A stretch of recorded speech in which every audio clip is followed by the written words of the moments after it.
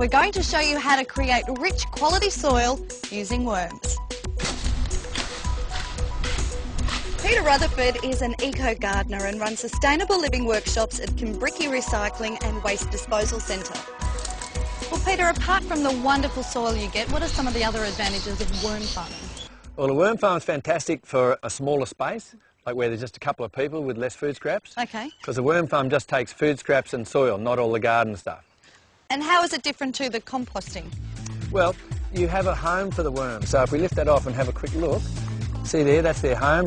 And what's that? That's compost? Yeah, that's just compost. You fill that tray up with compost, and that's their home. And then you put your empty tray on top.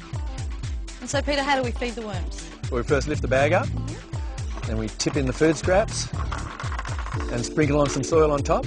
That gives them something to grind the food with.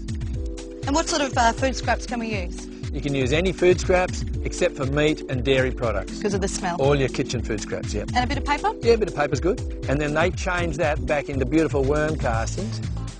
So you see here, that's what they change that into. So that gets changed into that, and that's beautiful. And when we were composting, we had to mix all this through. Do we need to with worm farming? No, because the worms do the mixing. So the worms are the diggers, they're the mixers.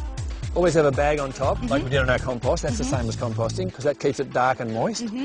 So when this top tray is full, you basically lift this whole top tray off. You take this whole top tray off, and then you would remove that one there, which is their home. They would have moved soil? Yeah, and you use that on your garden, and you'd empty that tray. So the worms are mostly up in here now. And then, so you'd put this tray back on, you'd bring your empty one now. On top? And put it on top and start the again. Process. Okay. Yeah. And when we were composting, we had to keep the soil nice and moist. Do we need to do that for worm farming? Yeah, absolutely. Worms love it really wet, as long as the water can move through. So you flood it once a week. Once a week? Yeah, once a week. You like totally flood the whole system. And have your tap open at the bottom, or even get rid of your tap.